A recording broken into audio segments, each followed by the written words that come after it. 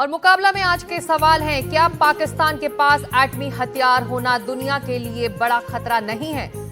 आतंक का साथ देने वाले पाकिस्तानी फौज पर कितना भरोसा किया जा सकता है? क्या पाकिस्तान से एटमी हथियार नहीं छीन लेना चाहिए?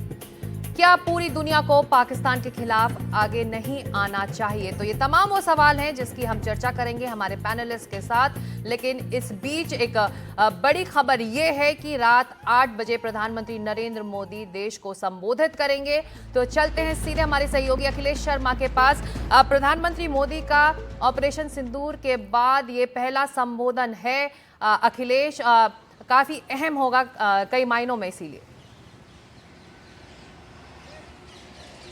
बिल्कुल सिकता और सबको इंतज़ार है कि पीएम मोदी क्या कहते हैं रात 8 बजे जब वो राष्ट्र को संबोधित करने जा रहे हैं।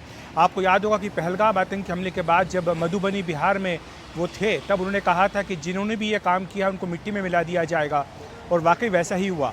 आप अगर पूरा पिछले 15-20 दिनों का परिदृश्य देखें तो आप ये पाएंगे कि पीएम मोदी ने अग्रिम पंक्ति में आकर नेतृत्व संभाला है, जिसको बोलते हैं लीडिंग फ्रॉम द फ्रंट।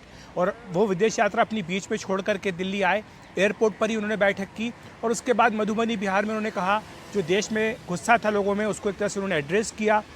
सब लोग चाहते थे कि बदला भारत इसका ले, और सब लोग जानते भी थे कि जो पीएम मोदी का ट्रैक रिकॉर्ड है निश्चित तौर पर बदला लिया जाएगा। लेकिन पीएम मोदी ने बहुत ही संयमित और धैर्य के साथ इस पर आगे बढ़े।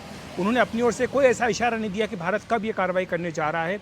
लगातार वो रक्षा मामलों की तैयारियों का जायज़ा लेते रहे, रक्षा नेतृत्व के साथ लगातार मंथन करते रहे, और सेना को पूरी छूट दी कि वो अपने हिसाब से फैसला करे कि कब, कहां और कैसे उसको कार्रवाई करनी है। और ये बहुत बड़ी कार्रवाई हुई। आप जानती हैं कि 9 आतंकी ठिकानों को नष्ट किया गया। भारत जो है बहावलपुर तक पहुंच गया, जो कि सैकड़ों किलोमीटर दूर है अंतर्राष्ट्रीय सीमा से।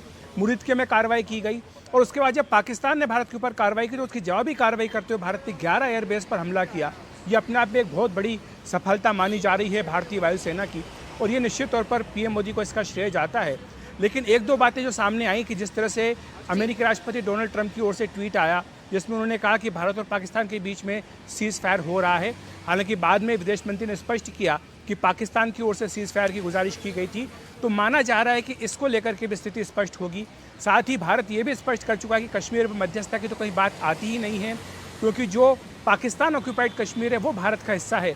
अगर बात करनी है तो वो पीओके पे करनी है, तो इस बारे में भी बातचीत हो सकती है। और जो तमाम सवाल और कुछ मन में अगर किसी के शंकाएं भी हैं तो उनका समाधान भी मुझे लगता है कि पीएम मोदी के इस राष्ट्र के नाम संबोधन के बाद हो जाएगा। जी अखिलेश, आप बने रहिए। एक और खबर आ रही है, बीजेपी पूरे देश में तिरंगा यात्रा निकालेगी। 13 मई से 23 मई तक बीजेपी की तिरंगा यात्रा निकलेगी। ऑपरेशन सिंदूर की कामयाबी को लोगों तक पहुंचाने का लक्ष्य है। संबित पात्रा, विनोद तावड़े जैसे बड़े नेता इस यात्रा को कोऑर्डिनेट करेंगे। तो इस ऑपरेशन ने पूरे देश को, पूरे राष्ट्र को जोड़ा अखिलेश। लेकिन अब देश के अलग अलग इलाकों में जाकर बीजेपी इसको और ज़्यादा मजबूती से पहुंचाएगी कि कितना कामयाब रहा हमारा ये ऑपरेशन। निश्चित तौर पर सिकता, और सवाल यह था क्योंकि कुछ विपक्षी पार्टियों की ओर से कुछ बातें कही जाने लगी थी, और कई लोगों के मन में सवाल भी था जिसका जिक्र मैंने पहले किया। तो बीजेपी इस तिरंगा यात्रा के माध्यम से पूरे देश में जनता के बीच में जाएगी, बताएगी कि किस तरह से 71 के बाद जो एक आमने सामने की लड़ाई हुई है भारत पाकिस्तान के बीच में, उसमें कैसे भारत का पलड़ा भारी रहा, और भारत जो ऑब्जेक्टिव लेकर के चला था वो ऑब्जेक्टिव पूरे हुए। सबसे बड़ा फोकस ये था कि आतंकवाद के ऊपर ही बात करें, और वही सब सारी दुनिया ने उसी मुद्दे पर बातचीत की। दूसरा ये लक्ष्य था कि जो नागरिक है पाकिस्तान के उनको किसी तरह का नुकसान ना हो, तो टारगेट जो थे वो बिल्कुल आतंकवादी ठिकाने ही रहे और बाद में सैनिक ठिकाने रहे। तो ये भी एक बात है जो बाद में बताई जाएगी। और जिस तरह से कांग्रेस पार्टी ने भी एक तरह से आगे निकल करके बात कहना शुरू की है कि 71 की लड़ाई की याद दिला रहे हैं, इंदिरा गांधी की याद दिला रहे हैं, तो बीजेपी राजनीतिक तौर पर भी उसका जवाब देना चाहती है।